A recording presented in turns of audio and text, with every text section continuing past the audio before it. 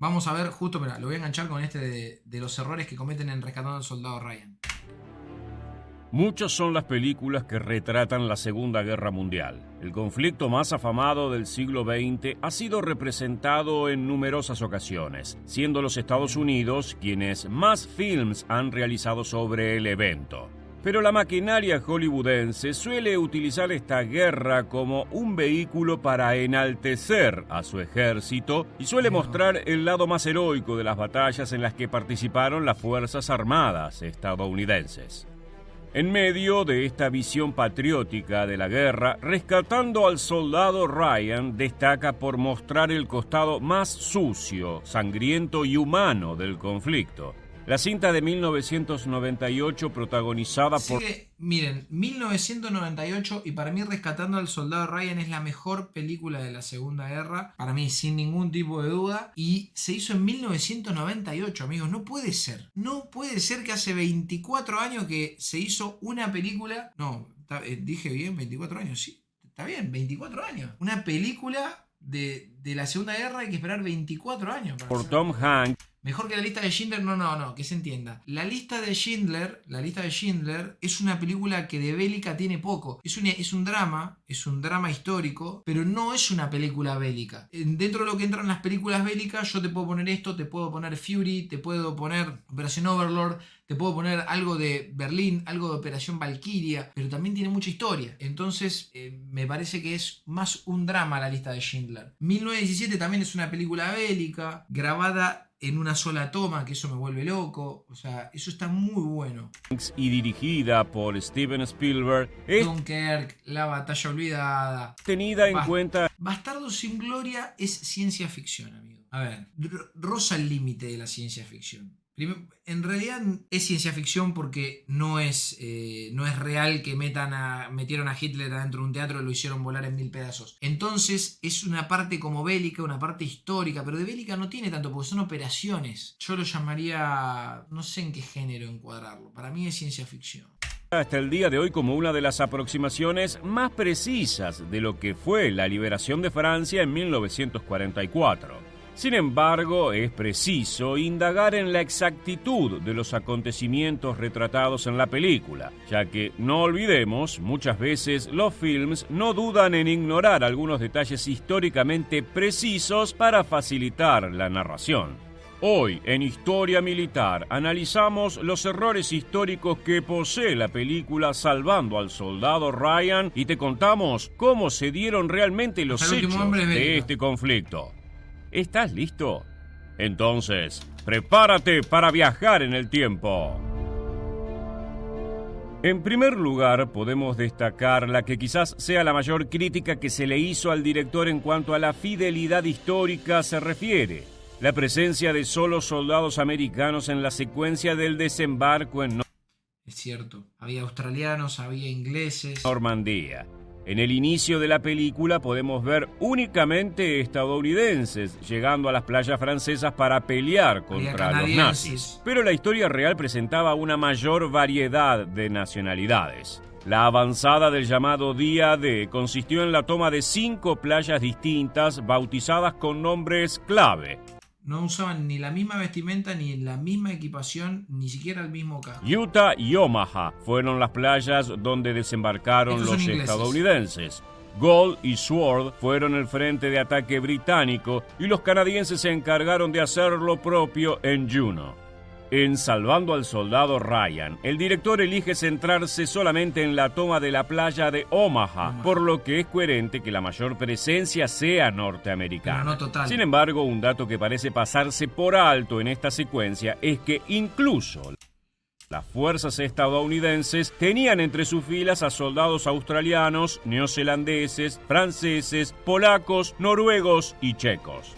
Si bien esta secuencia inicial retrata crudamente el desembarco de Normandía, los hechos reales fueron aún más sangrientos. Mientras en el agua se teñía de rojo y en la película no lo muestran tanto. Hacen una pequeña toma en la cual se ve el color, pero no tanto como realmente film fue. Vemos a Tom Hanks y compañía avanzar relativamente rápido entre la balacera. La toma de la playa llevó mucho más tiempo.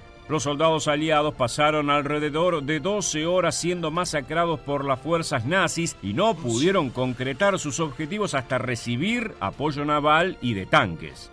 Otra incongruencia que destaca en la película tiene que ver con su premisa de un grupo de soldados arriesgando su vida para salvar a un único hombre. Para entender esto, pero hay que entender que también tiene que ver algo de historia y que muchas veces las películas se les da un giro para que justamente no sean totalmente fidedignas con la historia, porque se busca justamente que no coincida. Hay una película argentina que no me acuerdo cuál es, hace poco que yo vi, que cuando daban las fechas me daba cuenta de que Perón en la película hablaban de fechas donde Perón estaba en Puerta de Hierro y en la película a propósito cambiaron las fechas como que Perón estaba en el gobierno. Debemos remontarnos a un hecho verídico, la muerte de los hermanos Sullivan. El 13 de noviembre de 1942, los 5 hermanos Sullivan se encontraban sirviendo en el crucero USS Juno cuando un torpedo lanzado por un submarino japonés I-26 hundió el navío. Esto impulsó al Departamento de Defensa de los Estados Unidos a llevar adelante la política de único superviviente. Exactamente, Fed lo explicó mucho mejor. Tiene que ver con el carácter cinemático y no documental. La misma ordena que en el caso de que varios miembros de una familia murieran en combate, exceptuando a uno de los mismos, ese sobreviviente debía ser dado de baja del servicio y devuelto a casa. De este modo, la familia de los fallecidos tendría un mínimo consuelo. Si bien este es el caso del soldado James Ryan en la película, resulta totalmente imposible que los altos mandos del ejército dieran luz verde a la operación de rescate. La sola idea de buscar a una persona en Normandía mientras el conflicto estaba en... Hola Momo, te quería preguntar una cosa. Tengo 14 años y siempre me gustó la historia. Desde que soy chico y tengo mis compañeros que siempre me dicen que saber historia no sirve de nada. ¿Qué le responderías vos? ¿Sabés qué le respondería a tus amigos? Les diría, vos agarrás y le decís, explícame por qué hoy votamos. Y te van a decir, porque siempre se votó. No, no siempre se votó. ¿Cómo llegás a eso? Hay una ley, la ley Sáenz Peña, hubo modificaciones. ¿Por qué votó la mujer? Porque el año 47 se aprobó el voto femenino. La historia lo que te enseña es a comprender el presente, entendiendo que vos tenés que leer una línea de tiempo en la cual tiene coherencia entre el pasado y el presente. Y que si vos no entendés el pasado, mucho menos podés prevenir lo que puede venir en el futuro. O sea, si no estudiáramos historia, imagínense lo que pasaría con los nazis. Podría haber tranquilamente cacerías de judíos en nada. ¿Por qué? Porque no habría ningún tipo de represalia, no habría ningún tipo de rechazo, no habría nada. Actuarían libremente porque nadie diría, y esto no está mal. Sí, ¿sabés por qué sabemos que está mal? Porque esto ya pasó, ¿entendés? El único lugar donde se cometen los errores 40 veces es en Argentina, pero es con la política y es cíclico. Pero en la historia justamente, lo han dicho los mejores, o sea, uno de los mejores pensadores, que es la famosa frase, pueblo que no conoce su historia está condenado a repetirla, y justamente eso ha llevado a que, por ejemplo, la Segunda Guerra Mundial, que devastó Europa entera casi, hoy en día reconstruir Europa de vuelta sería una puta locura. Entonces hay que aprender de la historia para que eso no vuelva a suceder. A ver, estaba sucediendo en Ucrania, por ejemplo. Ucrania es un panorama muy parecido al de la Segunda Guerra Mundial. Ucrania está quedando devastado, pero Europa, pudiendo haber entrado en el conflicto, no lo hace porque saben que sucedería algo similar a la Segunda Guerra Mundial. Yo creo que peor, porque ahora hay armas nucleares, porque ya la guerra es tecnológica, la veo mucho peor. Sigue la guerra en Ucrania y de hecho ahora se hizo el mayor reclutamiento de la historia después de la Segunda Guerra Mundial. Lo está llevando ahora a cabo Putin, que está llamando a los ejércitos de reserva y a nuevos reclutas. El desarrollo resulta una misión imposible.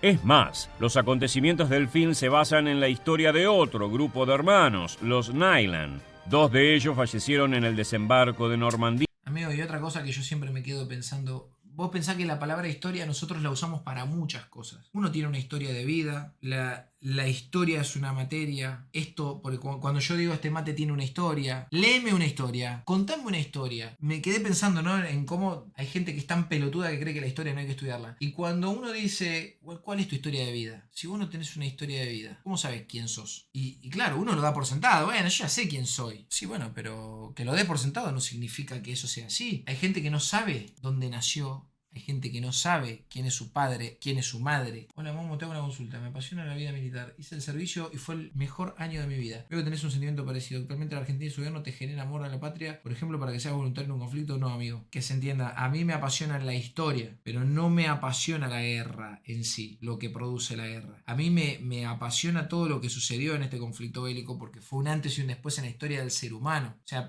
pasaron guerras terribles, genocidios terribles desde Roma y antes, y la humanidad parecía no cambiar, y hubo como un cambio muy, muy importante después de la Segunda Guerra Mundial. Pero a mí no me genera ningún tipo de romanticismo la vida castrense. De hecho, yo no iría a pelear ninguna guerra porque las guerras las pelean personas que nunca se conocieron por conflictos que nunca tuvieron y matan a personas con las cuales jamás tuvieron un problema y que seguramente si se cruzaran en un bar capaz que se toman una cerveza juntos y se ponen a bailar y lo mandan al frente 1, 2, 3 o 5 tipos que están sentados en un escritorio y que nunca jamás se van a poner al frente de una batalla. Y esos son los que deciden si vos morís, si vos vivís, si te va a caer una bomba o si vos vas a ser un número que tienen que sacrificar para que por la patria. Entonces yo les digo que no nos confundamos cuando hay esas guerras patrióticas, eso. Vas a ir a defender intereses que no son los tuyos. Yo entiendo que una persona defienda su hogar, entiendo que una persona defienda a su familia, pero si alguien no